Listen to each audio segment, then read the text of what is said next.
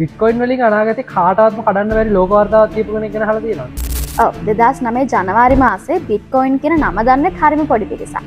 ඒ කාලේ බිට්කොයින් එකක වටිනාකමත් රුපියලකටත් වඩා අඩුයි. ගොඩක් අයට ඒක හරි අමුතු විදිහේ කම්පියුටර් එක්ස්පෙරිමන්ට් එකක් විතරයි. හැබැයි ඒ වෙලාවේ එක පුද්ගලයෙක් බිට්කොයින් එක ගැන වෙනස්ම විදිහකට හිතනවා. ඔහු නමින් හැල් ෆිනි. 1956 මැයි 4 ඉපදුණු මොහු කාලයත් සමග සාමාන්‍ය ප්‍රෝග්‍රෑමර් කෙනෙක් වුණේ නැහැ. ඔව් එයා ක්‍රිප්ටෝග්‍රැෆි සහ ඩිජිටල් ප්‍රයිවසි ලෝකේ ගෞරවයට පාත්‍ර වුණු සොෆ්ට්වෙයාර් ඉංජිනේර් කෙනෙක්. 2004 වගේ වෙද්දී RPOW කියලා ඩිජිටල් කෑෂ් සිස්ටම් එකක් පවා නිර්මාණය කළ තිබ්බා. 2008 ඔක්තෝබර් 31 සතෝෂි නගමොටෝ කියන අභිරහස් නමින් කෙනෙක් බිට්කොයින් වයිට් පේපර් එක අන්තර්ජාලයට නිකුත් කරා. ඒත් ගොඩක් අය ඒක නොසලකා හැරියා. ඔව් ඒත් ෆිනි මේක කියවුවට පස්සේ මේ ගැන හොයන්න ගත්තා.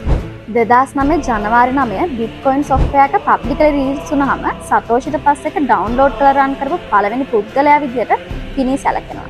2009 ජනවාරි 12 බිට්කොයින් ඉතිහාසයේ පළවෙනි ට්‍රාන්සැක්ෂන් එක වෙනවා. සතෝෂි නගමොටෝ විසින් ෆිනේට බිට්කොයින් 10ක් යවනවා.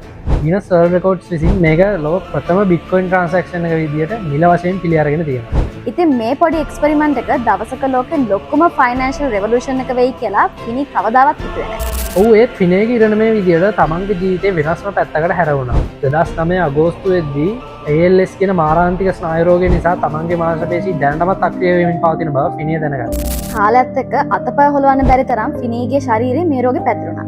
හැබැයි ෆිනි බිට්කොයින් නම් අතහැරියේ නැහැ. හරියටම හරි. කතා කරගන්න බැරි තත්ත්වයකටම රෝගී වුණු ෆිනේ තමන්ගේ කම්පියුටර් ස්ක්‍රීන් එකේ අයි ට්‍රැකින් ටෙක්නොලොජි එක භාවිත කරලා බිට්කොයින් ඩෙවලොප්මන්ට් එකට ලොකු දායකත්වයක් දුන්නා.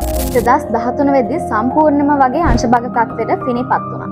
හැබැයි ප්‍රෝග්‍රෑමින් නම් නවත්තලා තිබ්බේ නැහැ. 2014 අගෝස්තු 28 බිට්කොයින් ඉතිහාසයේ නිහඬ වීරයෙක් විදිහට හැල් ෆිනි ජීවිතය සමුගන්නවා.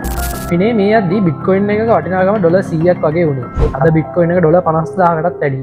බිට්කොයින් එකේ මේ සාර්ථකත්වයෙන් 120ක කොටසක්වත් දකින්න ෆිනේට අවස්ථාව ලැබුණේ නැහැ. හැබැයි ෆිනීගේ කතාව මෙතනින් ඉවර වෙන්නේ නැහැ. ෆිනීගේ මරණයෙන් පස්සේ එයාගේ ශරීරය ක්‍රයොනික් ප්‍රසර්වේෂන් එහෙමත් නැත්නම් ගොඩක් අඩු උෂ්ණත්වයක සංරක්ෂණය කරා. සමහරව හිතුව නේද සතෝෂි නගමොටෝ කියන්නේ හැල් ෆිනේ කියලා. ඔව් ඒ කාලේ අතරතුර එහෙම ප්‍රසිද්ධ මතයක් මිනිස්සු අතර තිබුණා. හැබැයි ඒ ප්‍රශ්නේ අදටත් විසඳුන්නේ නැති අභිරහසක්.